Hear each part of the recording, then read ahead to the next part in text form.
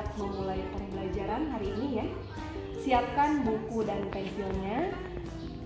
Sebelum memulai pembelajaran, seperti biasa Ibu mengabsen terlebih dahulu. Siapa yang sudah siap? Fitri hadir, Bu. Ya, hadir. Emeng siap, Bu, hadir. Oke, Fitri, Memeng. Baik anak-anak, karena semuanya sudah absen, mari kita buka pembelajaran hari ini.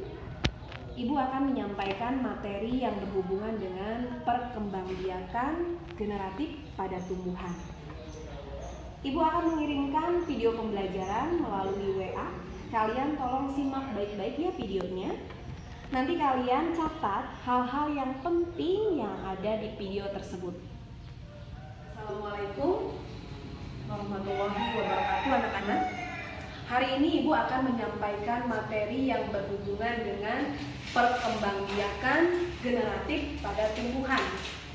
Perkembangbiakan itu artinya menghasilkan keturunan. Perkembangbiakan itu punya nama lain yang disebut dengan reproduksi, sama aja ya. Generatif, perkembangbiakan atau reproduksi itu ada dua macam sebenarnya. Ada generatif, ada vegetatif. Kalau secara generatif itu secara kawin, bertemunya sel kelamin jantan dan betina. Kalau secara vegetatif itu secara tidak kawin. Nah, di sini Ibu akan menjelaskan perkembangbiakan generatif yang secara kawin atau seksual pada tumbuhan. Mungkin kalian taunya yang perkembangbiakan secara kawin itu pada manusia dan hewan. Tapi ternyata pada tumbuhan juga sama ya. Jadi tumbuhan juga memiliki kelamin, yaitu kelamin jantan dan betina. Ada di mana kelaminnya? Kelaminnya itu ada pada bunga.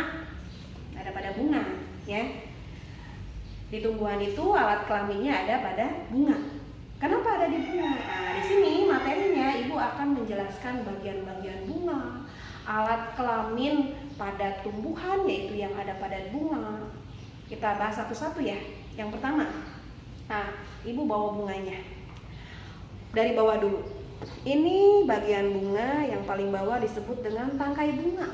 Tangkai bunga ya, yang menghubungkan antara ranting dengan kelopak bunga. Ini tangkai. Dari tangkai kita menuju ke dasar bunga. Nah, dasar bunga. Nah, di dasar bunga ini nanti kita akan dapatkan kelopak bunga, ada bakal biji, itu ya.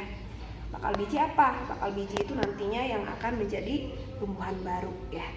Nah, kelopak, biasanya kelopak itu warnanya sama seperti ranting atau seperti tangkai warna hijau. Nah, ini ya di kelopak. Nah, biasanya kelopak itu dia melindungi mahkota bunga saat bunga belum mekar. Jadi masih kuncup nih bunganya, ditutup oleh kelopak. Tapi pada saat si bunganya mekar, kelopaknya turun ke bawah ke sini. Jadi si kelopak fungsinya melindungi mahkota bunga. Nah, ini kalau yang ini kita ke bagian bunga yang warna ya. Warnanya bagus, ini warna merah. Ini bunga apa sih? Bunga sepatu. Nah, kalau yang ini disebut dengan mahkota bunga. Ini yang membedakan bunga dari warnanya. Kalau bunga sepatu warna mahkotanya warna merah, bunga mawar putih misalkan mahkotanya warnanya putih. Itu. Ini yang akan memberikan warna yang menarik terhadap bunga itu di mahkotanya. Jadi setiap bunga itu memiliki sesuatu yang menarik itu terletak pada mahkota bunganya karena berwarna-warni. Kenapa dia menarik? Maksudnya warnanya bagus, warna-warni karena untuk menarik serangga. Sehingga serangga mampir tuh nempel ke bunga. Membantu penyerbukan bunga tersebut. Jadi menarik perhatian serangga supaya mampir ke bunga. Tadi sudah menjelaskan mengenai mahkota bunga ya. Mahkota bunga. Sekarang kita akan belajar mengenai kelamin jantan dan betina pada tumbuhan yang terletak pada bunga. Nah, ini ya. Nah, ini yang di tengah nih, yang ada di tengah-tengah dan dilindungi oleh mahkota bunga. Biasanya ada di tengah. Nah, ini yang tengah ini ya, Ibu tunjukkan bunganya sama gambarnya. Yang di tengah ini ada yang disebut dengan putik. Nah, putik yang paling tengah, dia cuma sendiri. Putik itu merupakan alat kelamin betina. Nah, betina ya, perempuannya nih, ini putik. Nah, putik sendiri dia punya bagian-bagiannya juga. Ada kepala putik, ada tangkai putik, ada juga bakal biji atau bakal buah nih, yang nantinya si bunga ini akan berubah menjadi buah. Makanya setiap tumbuhan kalau mau berbuah pasti dia berbunga terlebih dahulu, gitu ya. Jadi kalau kita memperkirakan, pohon ini mau berbuah, soalnya udah berbunga gitu. Jadi sebelum buah bunga dulu. Nah ini yang akan nantinya berubah jadi buah bakal biji ini kalau sudah terjadi penyerbukan. Tuh. Setelah itu ada yang namanya benang sari. Nah, benang sari ini nih yang panjang nih. Benang sari lebih banyak ya.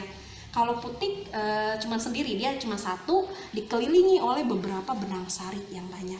Siapa benang sari? Benang sari merupakan alat kelamin jantan. Nah ini. Nah benang sari itu sendiri ada bagian-bagiannya juga. Ada kepala sari yang paling atas nih, yang nantinya dia menghasilkan serbuk sari ya. Terus ada tangkai sari. Nah ini tangkai sari atau apa ya, kayak tangkai putik lah ya. Ini kepala sarinya nih, benang sarinya. Nah di kepala sari, si benang sari akan menghasilkan serbuk yang disebut serbuk sari, yang nantinya si serbuknya itu akan menempel atau jatuh di kepala putik. Nah, pada saat jatuh di kepala putik itu akan terjadi peristiwa yang disebut dengan penyerbukan. Itu asal muasal nantinya akan menjadi bakal buah ya. Akan jadi bakal buah terus jadi tanaman baru itu. Jadi kenapa disebut penyerbukan ya? Penyerbukan itu adalah peristiwa jatuhnya serbuk sari di kepala putik, itu penyerbukan. Nah setelah jatuh nih si serbuk sarinya bertemu tuh di kepala putik dengan sel opum atau serbuk putik ya, opum atau sel kelamin betina yang ada di putik nih, di kepala putik. Di serbuk sari juga mengandung sel spermatozoid. Jadi serbuk sari yang jatuh ke kepala putik dia mengandung sel spermatozoid akan bertemu dengan opum sehingga bersatu tuh, bertemu, terjadi penyerbukan. Setelah terjadi penyerbukan akan terjadi menggumpal menjadi zigot karena udah bertemu nih peleburan antara opum dan sel spermatozoid atau serbuk sari dengan putik ya, opum. Nah, si peleburan itu akan membentuk menjadi zigot. Setelah menjadi zigot akan menjadi buah ya, bakal biji. Sehingga jadilah buah.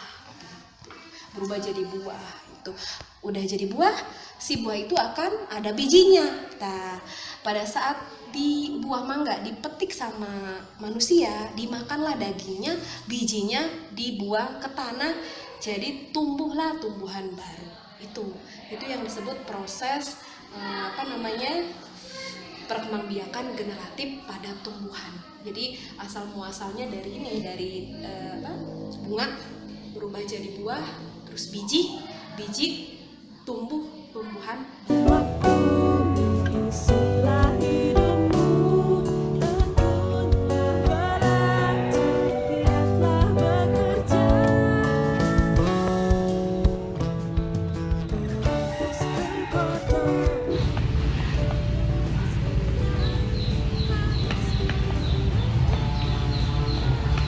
Bagi yang sudah mengerjakan tugas ya dan mengirimkan tugasnya ke ibu, boleh istirahat terlebih dahulu sambil menunggu teman-teman kalian yang belum menyelesaikan tugasnya dikirim ke ibu. Karena pembelajaran hari ini sudah selesai. Alhamdulillah sekali, antusias kalian sangat tinggi ya.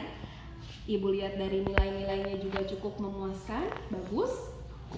Mudah-mudahan pembelajaran hari ini menambah wawasan dan ilmu pengetahuan kalian. Ibu tutup pembelajaran hari ini. Wassalamualaikum warahmatullahi wabarakatuh.